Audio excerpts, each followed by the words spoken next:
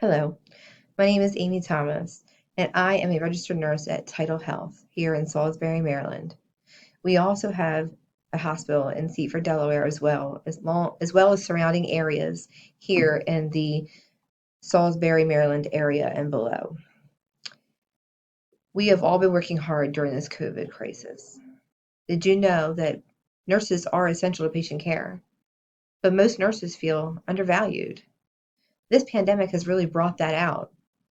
The nurses are here with the patients every day, day in, day out. Most of the time, when we have a COVID patient, we're not leaving their side. They are such high acuity. They need so much, the ones who end up in the hospital anyway, that we are their voice. We are their caregivers. We are working extra shifts to staff the hospital because we're short staffed. We're working extra hours after we've already worked a shift. We take this home with us every night. The fears that we have. Are we going to spread it to our family? Are we going to catch it ourselves?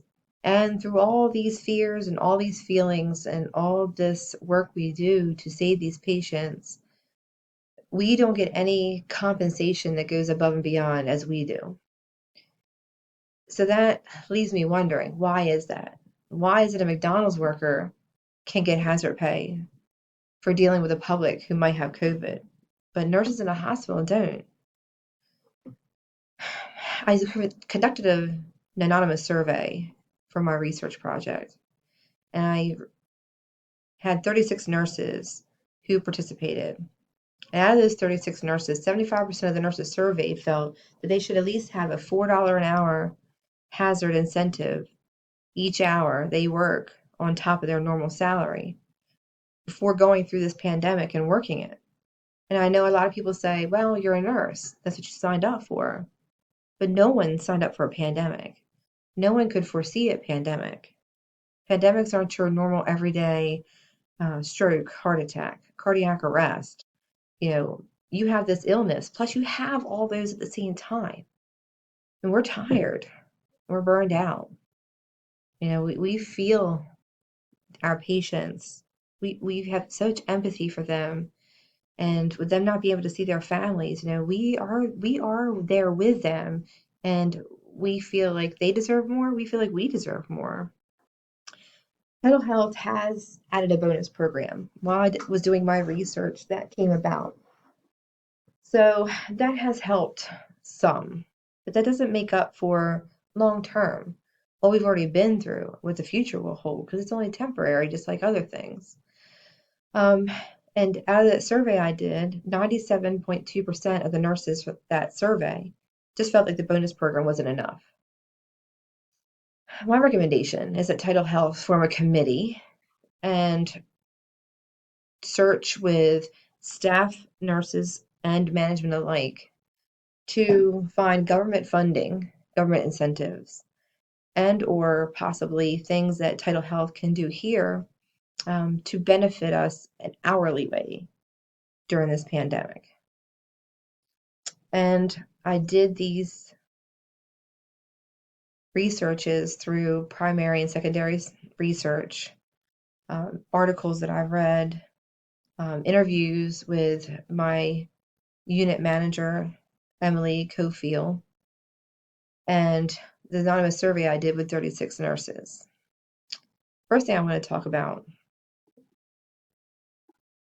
is that the purpose of this presentation is to highlight information that I found while researching my recommendation of implementing hazard pay incentives here at Title Health.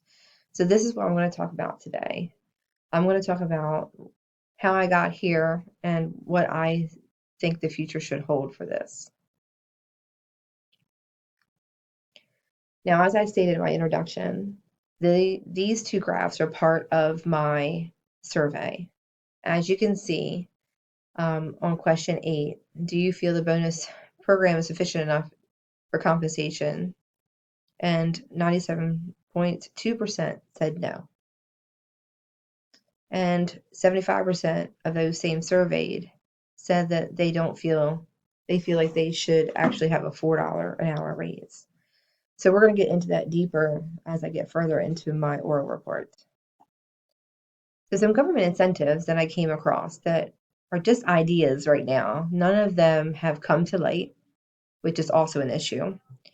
So there was an article on the state of Maryland website that said that they suggested an elevated response pay of $5.13 an hour per hour worked with infected patients. And every floor in this hospital is possible of having a COVID patient. You never know. Just because we haven't tested the person, you could have COVID without having symptoms. So that would go for every nurse who worked here at the hospital. Now, where does that money come from? That's the other issue. The government did not have a specific layout for how they would pay for this, but at least they are looking into it. Like, they see that there is a need. They see how we feel. They've heard our voices, and at least somebody is looking into it and coming up with something that they could either vote on or research further and, possibly put into action. Now, this is only for the state of Maryland. And when I was doing research, I was trying to look for things that were pertaining too close to where I was. But I also looked at other research for different states, and I did find similar things in similar states, but I'm mainly going to talk about Maryland. So another government incentive that I found was Maryland Representative Dutch Rupertsberger. He suggested hero pay, which would be like a bonus paid to all frontline hospital workers, not just nurses, but that would include nurses. However, he did not have a funding idea as well. And this is where other things I'm going to talk about later on really would benefit, where my recommendations for other things to do here at Title Health to reach out to these government incentives will be.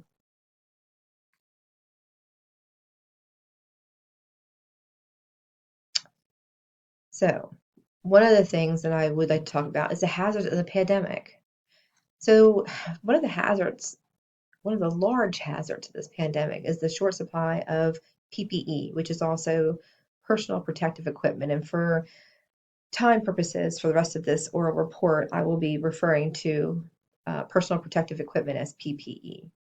As you can see from my picture, the PPE in China, they are fully gowned up from head to toe. Their whole bodies are protected. Same as in Italy.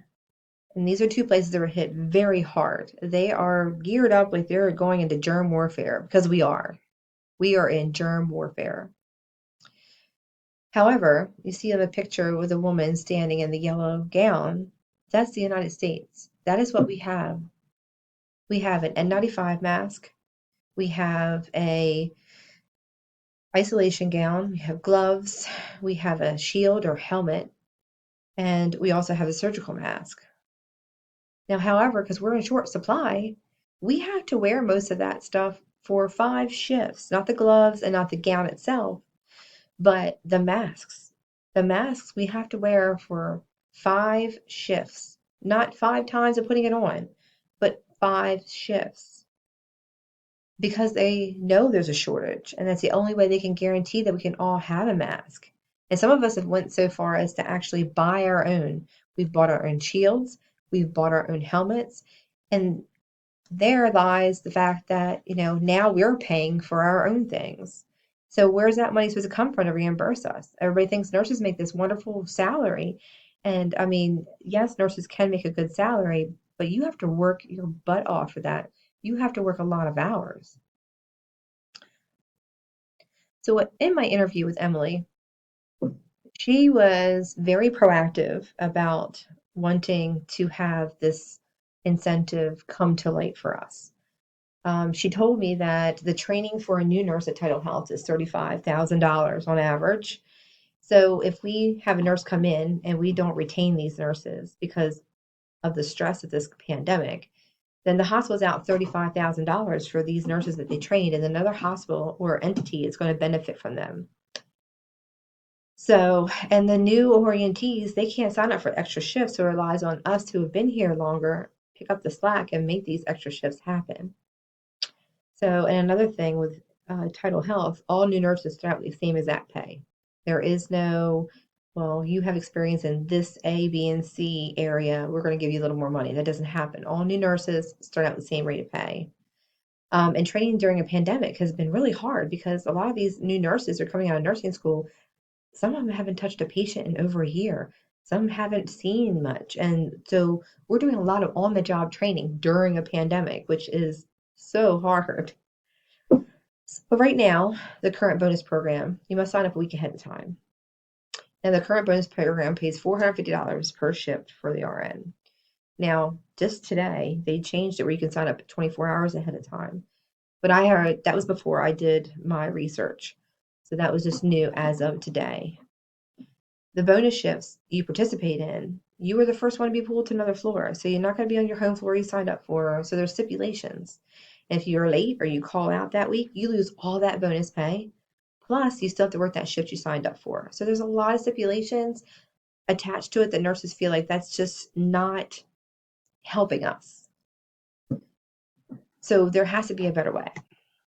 So my survey showed that 36 nurses, like I said, 75 felt that a minimum wage of $40 extra an hour was needed. Where can the money come from? Well, 72.2% that I surveyed felt the federal government should be responsible for funding that pay during our hazard period. The pandemic has caused nurses to work in an atmosphere where they're dealing with, like I said, overstaffing, overworked. They feel they're underpaid, which this leads to burnout. In my survey, 61.1% of the nurses felt that they are currently experiencing burnout, while 33.3% said that sometimes they do. And then 94.4% of the total nurses surveyed that have felt burnout in some kind of fashion during this pandemic. That's a lot of nurses. So my recommendation for this is that I feel that Title Health should make up a committee with management and staff nurses alike. We should investigate the government funding, opportunities the government has, incentives that we can get the government involved to help us get some kind of monetary payments for these nurses and actually all healthcare workers. We could also use the same committee, or we can actually make another one. But overall, to make nurses more, how do you say, like, feel more respected and feel more like they matter, is to raise their pay. Our hospital is one of the lowest paid hospitals on the Eastern Shore. And we have some of the most innovative things that happen here. And those two things don't seem like they should go together. So I think that same committee or another committee could actually look at ways we can actually overall revamp the nursing pay here to start with. Nobody knew a pandemic was coming, and nobody could ever have foreseen that. But we can now look for the future and be more prepared for the future. You know, who's to say this pandemic won't happen again? We could eradicate it, and then, 10 years down the line, here it is again. And we need to be prepared for that. What are we going to do for these healthcare workers who put their lives on the line, their families' lives on the line every single day? And I'm not trying to sound like a martyr, but we have to really think, think about, you see a nurse and you say, oh, she's a nurse, she's got it made. He's got it made. And, inside, we're crying inside. We're crying for a break. We are crying for someone to listen to us. We are crying for our patients who can't see their families. We want to see this get better, but we also want to feel like we're valued at the same time, that we're not just cattle that you can push wherever you want. So I really hope that Title Health takes my recommendations and will at least maybe revamp the policies. They are willing to keep the hazard pay going for the bonus program. Right now it goes to April, and they're willing to take it on further if the pandemic goes further, which that's nice. I can't really complain about that. First time in a long time I've been able to pay my bills, so I really am happy they are doing that. But we need to revamp the whole system. This may happen again. We need to be ready. We need to be prepared. So in conclusion, I want to thank you guys very much for listening to me today, and I hope that everything I highlighted in the pandemic helped you understand us.